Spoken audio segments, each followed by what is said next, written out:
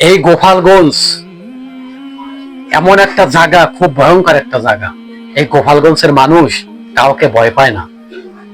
মূল ভিডিওটা আপনাদের সামনে তুলে ধরবো, কথার আলোচনা বুঝতে পারবেন যে গোপালগঞ্জে কি ঘটনা ঘটছে।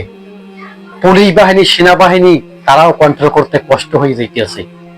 সমাবেশে গেছিল নাহিদ ইসলাম, তারা সমাবেশে যাইয়া সমাবেশ করে আওয়ার সময় তুমুল ভাবে সন্ত্রাসীরা হামলা করছে।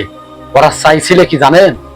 চাইছিলেন নাহিদ ইসলামকে মাইরে ফেলানোর পরিকল্পনা। হ্যাঁ, এই গোপালগঞ্জের মানুষ ওরা এই সরকারকে চাইতেছে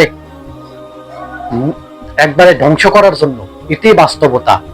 কিন্তু স্বৈরাচার একবার যদি দুনিয়া থেকে পালায়, যদি চলে যায়, ওই স্বৈরাচার কি আর সেই জায়গায় কি আসতে পারে? ইতিহাসের কোনো পাতায় আসছে না।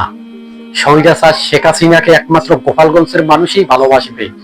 কারণ এই গোপালগঞ্জে মিলিয়ন মিলিয়ন টাকা দিয়ে শেখ হাসিনা তাদেরকে লালন পালন করেছে।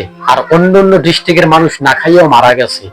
যেভাবে আমার কথা আমি বলতে আছি, আমার ডিস্ট্রিক্টের মানুষ, কোনো একটা মানুষ বড় লোক নাই, কোটিপতি নাই, একমাত্র কিন্তু এই শেখ হাসিনা গোপালগঞ্জের মানুষকে ভালো চোখে দেখতো।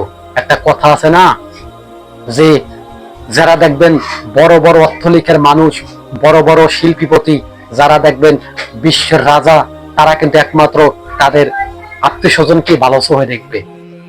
তারা মনে করবে সবসময় আমার আত্মীয় স্বজন কোটিপতি হয়েছে কিনা। যতদিনে কোটিপতি না হবে ততদিনে টাকা দিতে দিতে দিতে দিতে তারপরে যদি দেখে যে বড় লোক হয়েছে, টাকার পর থামবে। আর মিলিয়ন মিলিয়ন টাকার প্রয়োজন গরিব মানুষ, অনাহারের ভিতরে অনেক মানুষ আছে, তারা অনাহারে জীবন যাপন করছে। একবারও খোঁজ নিছিল শেখ হাসিনা? খোঁজ নিছিল? এটা না বললে আমাদের ভুল হবে না। কিন্তু ইসলাম ধর্মকে ওরা ধ্বংস করতে চাইছে, এটি জানেন?